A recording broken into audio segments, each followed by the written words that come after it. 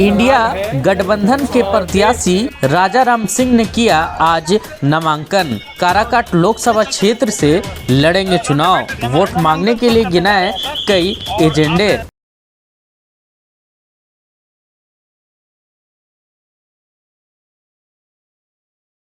आज काराकाट लोकसभा क्षेत्र के लिए नामांकन का दूसरा दिन था।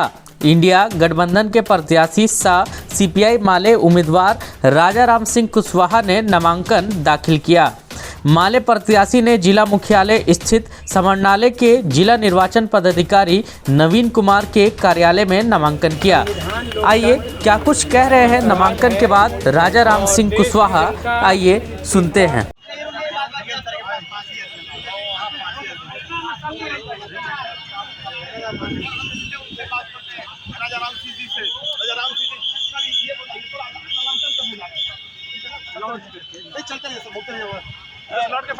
नामांकन सर करने जा रहे हैं सर। और आप काराकाट लोकसभा में क्या करेंगे सर? जनता के पास जा भी रहे होंगे, कैसे विकास के नाम पर कर रहे सर? क्या बात है? ये चुनाव देश में इस बार लोकतंत्र संविधान बचाने का चुनाव है। ये चुनाव इस देश में किसानों की खेती रोजगार बचाने का चुनाव है। क्षेत्रीय मुद्दों में सबसे बड़ा सवाल सोन कैनाल सिस्टम को ठीक करने का सवाल है और साथ ही साथ डालमिया नगर उद्योग के पुनर्जीवन का सवाल है। तो ये तमाम प्रश्न उठ रहे हैं।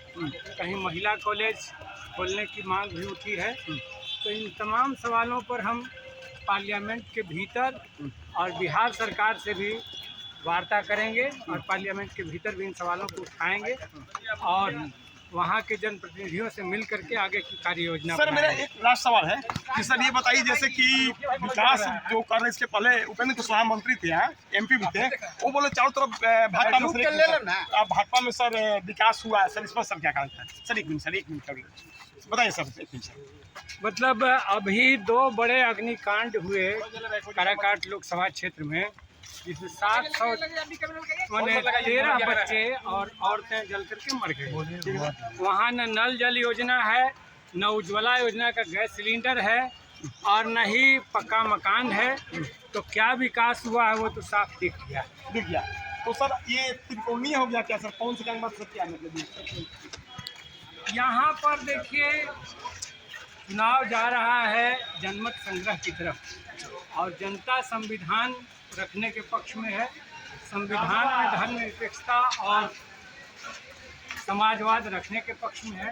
यह चुनाव पूरा का पूरा विशेष चुनाव है क्योंकि देश में संविधान लोकतंत्र का सवाल है और देश की जनता इस बार संविधान को किसी भी कीमत पर ख़त्म करने के पक्ष में नहीं है। कुछ ताकतें साजिश कर रही हैं संविधान के खिलाफ, देश के लोकतंत्र के खिलाफ। तो ये चुनाव सबसे पहला एजेंडा तो ये है। दूसरा सवाल है देश की खेती किसानों के हाथ में रहेगी या कॉरपोरेट को सौंप दी जाएगी, ये इस चुनाव से तय होना है। और देश के किसान मानते हैं कि ये चुनाव के बाद देश की खेती हमारे हाथ में रहनी चाहिए, कॉरपोरेट को नीलाम नहीं होना चाहिए। और तीसरा बड़ा एजेंडा है कि देश में एक ऐसी सरकार बने जो अगली पीढ़ी की जवाबदेही अपने कंधों पर ले सके, सम्मानजनक रोजगार की व्यवस्था कर सके। इसके साथ साथ देश में महंगाई कम हो, भ्रष्टाचार मुक्त समाज बने, देश में नफरत की जो आंधी चल रही है तो एक भाईचारा और एकता और अमन कायम हो, ये सारे सवाल हैं।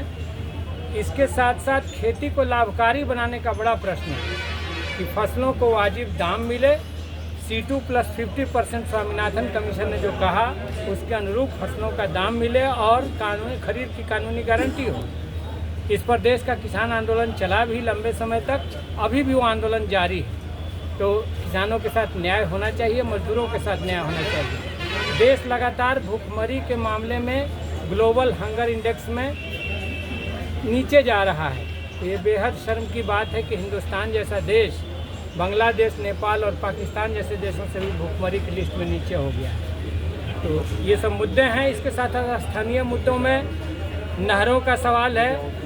आज के सर्वे के आधार पर सोन नहरों का आधुनिकीकरण करो और इंद्रपुरी जलाशय का शीघ्र निर्माण करो। डालमिया नगर उद्योग समूह का जीर्णोद्धार हो। प्रोग्राम 159 नंबर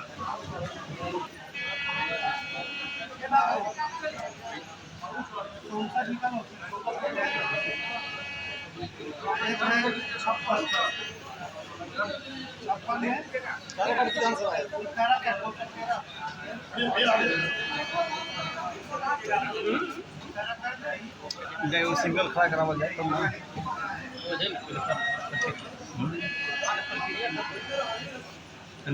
हो जाए इसके बाद अरे वो तो साइन होते हटो ना सिंगल ले ली चल भाव सिंगल ले बनाओ